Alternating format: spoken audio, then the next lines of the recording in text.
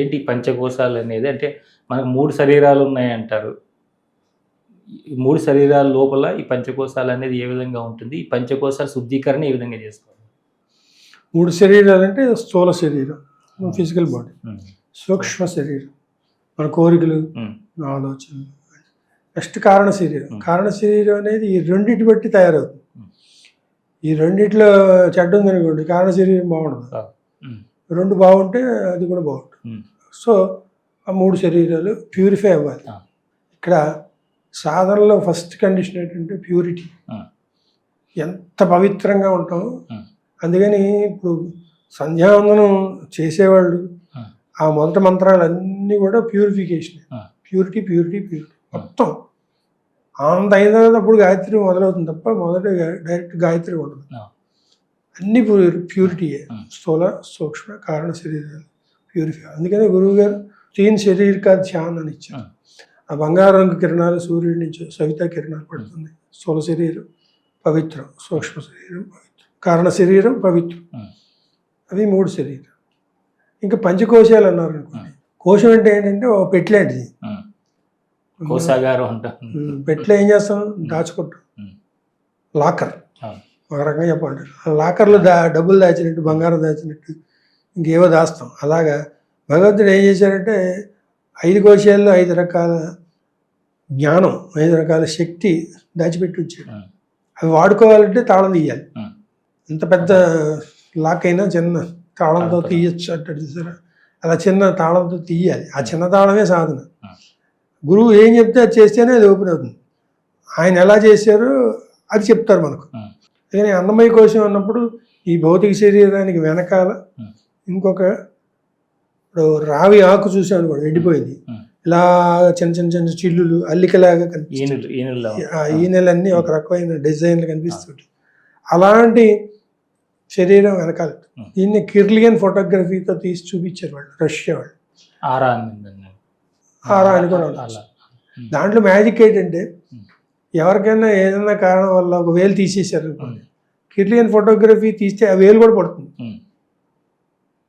అది ఏదో ఫోటోలో పడిందని కాదు, నిజంగా ఏమవుతుందంటే వాడికి నిజంగా ఏ చిటికిన వేలు మొత్తం కాకపోయినా ఏదో చిన్న ముక్క విరిగిపోయి ఉంటుంది. అది విరిగిపోయింది కనపడదు, కానీ అక్కడ దురద పుడుతుంది.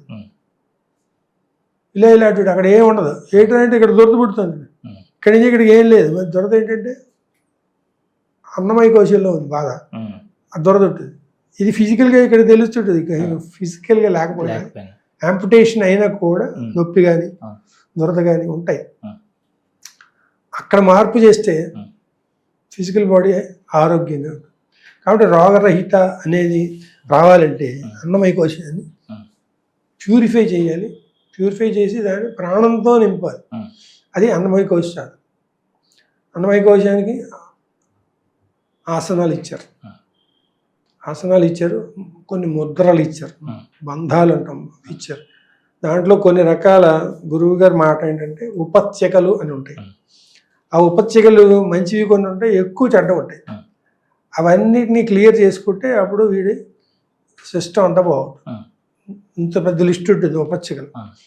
అవన్నీ ఎలా సరి చేసుకోవాలి ఏమిటి, మనం గాయత్రి మహావిజ్ఞానం బాగా తరచి చూసి ప్రయత్నం చేయాలి. ఇప్పుడు ఈ గాయత్రి మహావిజ్ఞానంలో చెప్పిన చేస్తూ గాయత్రి వెలుగు ఆ ఉపత్యకల్ని సరి చేస్తుంది అనుకుంటే సరి అవుతుంది. అలాగే ఉపత్యకలు సరి చేసుకుంటే మనలో కామం, క్రోధం, లోభం ఇలాంటివన్నీ ఎలా తప్పించుకోవచ్చు అన్నారు చూసారా, దానికి ఆన్సర్ అదండి. వాటి వల్ల ఈ ఉపత్యకలు పనిచేస్తుంటాయి. ఉపత్యకల్లో కామక్రోధం కాదు. కామం ఉందనుకోండి ఈ ఉపత్యక పనిచేస్తుంది, క్రోధం ఉందనుకోండి ఈ ఒక్కసారి లేస్తుంది. అప్పుడు ఆ పైన కరెక్ట్ చేస్తే ఈ ఉపత్యకలు కూడా సరి అవుతుంది. అదైన తర్వాత ప్రాణమయ కోశం, అన్నమైన తర్వాత ప్రాణమయ కోశం మనకు ఈ మెడ దగ్గర నుంచి అలా కింద వరకు ఉంటుంది, మూలాధార వరకు. దాని ప్లేస్ అనమాట.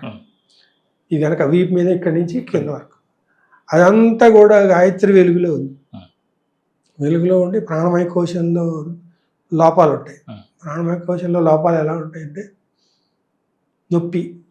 డాక్టర్ దగ్గరికి వెళ్ళి చూపిస్తారు, ఏం లేదండి బాగానే ఉంది అంటాడు. మరి నొప్పిగా ఉంది కదా, దానికి ఈకే మాస్టర్ ఏం చెప్తారంటే నువ్వేదో జన్మలో ఒకటి పొడిచావు, ఒక జంతువుని చంపేసావు, లేదా అది ఎంతసేపు బాధపడిందో ఒకటి, ఎక్కడ కూర్చోవు అది, ఆ రెండు నీకు అక్కడ అంతసేపు బాధపడుతుంది.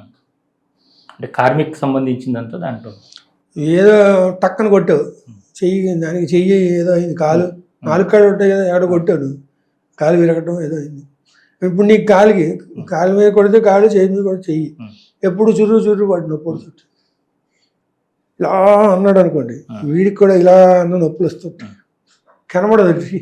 ఎక్స్రే తీసినా స్కాన్ చేసినా ఏం కనబడదు, వీడు అయ్యో అంటుంటాడు. అలాగా ప్రాణమయ కోశంలో లోపాలు ఉంటాయి, అవి సరి చేయాలన్నా ప్రాణమయ కోశం అంతా పవిత్రం అవుతుంది, చెత్త అంతా పోతుంది అనమాట. ఇంత కూడా ధూళి దుమ్ము ఉండకూడదు, అలాగే క్లీన్. అలా పోతే అప్పుడు కాళ్ళు మంటలు, కడుపు మంట ఉంటుంది కదా, అక్కడ చూస్తే కడుపు మంట, ఈ మంటలు ఏమి ఉండవు. ఇంకా చురుకు మంట, తిమ్మిర్లు ఎక్కేయడం, నొప్పులు వచ్చేయడం. ఒక చోట ఏం చెప్తారంటే వాడు చెప్పింది వింటలేదనుకోండి, మనం కొంతకాలానికి మనకు చెవుడు వస్తుంది, ఎందుకంటే నువ్వు ఇంకోటి మాట్లాడలేదు, అంతే. తప్పేవాడిది, ఏదో బాధ చెప్పుకుంటున్నాడు, వినడానికి నీకు వినలేకపోతే బాబు కాస్త తర్వాత మాట్లాడు చెప్పచ్చు, అంతే తప్ప ఇప్పుడు అని వాడి సంగతి వాడు చూసుకుంటే మనం ఆడుకుందాం. ఇలా చేసి ప్రకృతి మనతో ఆడుకుంటుంది. కొంతకాలం పోయిందంత ఏం బాగానే ఉంది, అంత శివంతా బాగానే ఉంది, ఎందుకు వినపట్లేదు, సరిగ్గా చెప్పట్లేదు ఏమంట. ఇలాంటివి ప్రాణమయ కోశం. మనోమయ కోశంలోకి వెళ్తే వాడంటే ఇష్టం లేదు, వీడంటే ఇష్టం, వీడు పడ్డు, అసూయ. మేము ఇద్దరు ఒకసారి బ్యాంకులో చేరాము, వాడికి అప్పుడే ప్రమోషన్ వచ్చింది, నేను ఇంకా ఇలాగే ఉన్నాను. ఇలాంటి పిచ్చి వేషాలు, ఇలాంటివన్నీ మనోమయ కోశం. అక్కడ కూడా గాయత్రి చేసి ఆ వెలుగు ఇదంతా చెత్తనంతా క్లియర్ చేసేసి, క్లియర్ అయితేనే మనం ముందరకు వెళ్ళగలం, సాధన జరుగుతుంది. అది ఇదంతా కూడా ప్రిపరేషన్. ఇప్పుడు రాకెట్ వేయాలనుకోండి, అన్నీ వేసిన తర్వాత వెలిగించిన తర్వాత అదొక స్పీడ్ అందుకోవాలి, ఎస్కేపింగ్ వెలాసిటీ అంటారు. ఎస్కేపింగ్ వెలాసిటీ వస్తే తప్ప పైకి వెళ్ళదు, మళ్ళీ కింద పడుతుంది. అలాగా ఈ మనోమయ కోశం ప్యూరిఫై అయితే అప్పుడు కొంచెం మనం వెళ్తున్నట్టు. విజ్ఞానమయ కోశం వాటిలో కూడా దోషాలు ఉంటాయి. విజ్ఞానమయ కోశం అంటే ఏంటి, మనం ఏమీ చేయకుండా వాటి అంతటా అవి అయిపోయే పనులు. ఫర్ ఎగ్జాంపుల్ గుండె కొట్టుకోవడం, ఊపిరి తీసుకోవడం, వదలటం, ఊపిరితిత్తులు ఆడటం, అరగటం మన చేతిలో లేవు, నెత్తురు తయారవడం. కానీ మనం చేసే ఈ ఉన్నాయి చూసారా, వాడి మీద కోపం, వీడి మీద కోపం, నాలుగేసి కొట్టడం, అది వాడిని కొట్టడం, చెడ్డగా చెప్పడం, ఇవి చేస్తే ఏమవుతుందంటే మెల్లిగా మనోమయ కోశం దెబ్బతిని విజ్ఞానమయ కోశంలో అంటే ఎవడన్నా వస్తున్నాను అనుకోండి, గబుక్కు నిలబెట్టి అంతవరకు వాళ్ళు లేడనుకుని మనం ఏదో చేస్తున్నాను నేను, వాడు వచ్చేసరికి అంబాబాయ్ అన్నాం కదా, అప్పుడు విజ్ఞానమయ కోశం దెబ్బతింటి, ఊపిరి తేడా రావడం, వాళ్ళంతా వేడిక్కిపోవడం. అక్కడ చెప్పిన వాళ్ళు ఉన్నారు, చెవుల్లోంచి వేడిస్తుంది, పాపం వస్తాయి. ఏదో సినిమాలో చూపించడం కదా, అంతే, మొహమే ఎరగాయిపోవడం చూసి వేడెక్కిపోతుంది, మనకు తెలుస్తూ ఉంటుంది. ఇవన్నీ చేయటం వల్ల విజ్ఞానమయ కోశం అంటేనే సరిగ్గా ఉంటుంది అనమాట. పగలంత ఉందో రాత్రి ఎంత, 15 రోజులు పౌర్ణమి వరకు, 15 రోజులు అమావాస్య వరకు మారవు. అందుకని 14.5 రోజులు, 14:30, 14 రోజులు కదా సమంగా ఉంటాయి. అలాగ అన్ని సమంగా ఉన్నవి కాస్త విజ్ఞానమయ కోశం మనలో ఉన్నది చెడిపోతుంది. దాన్ని సరి చేసుకో. ఆ తర్వాత ఇంకా సరి చేయడానికి ఏం లేదు, అది భగవంతుడే ఉంటాడు డైరెక్ట్గా ఆనందమయ కోశంలో. ఇవన్నీ సరిపోయి ఆనందమయ కోశంలో ఎంటర్ అవ్వాలి. అప్పుడు జీవితం అంతా ఆనందంగా ఉంటుంది. వాడు ఎక్కడున్నా ఆనందంగా ఉంటాడు. తీసుకెళ్ళి జైల్లో పడేసినా హ్యాపీగా ఉంటాడు. రాజుగారిగా మన అక్కలకోట మహారాజు కథలో ఉంటుంది. తీసుకెళ్ళి రాజుగారి కోటలో కూర్చోబెడితే ఆ పరుపుల మీద వాటి మీద చూసి ఇదే సన్యాసి అన్నాడు.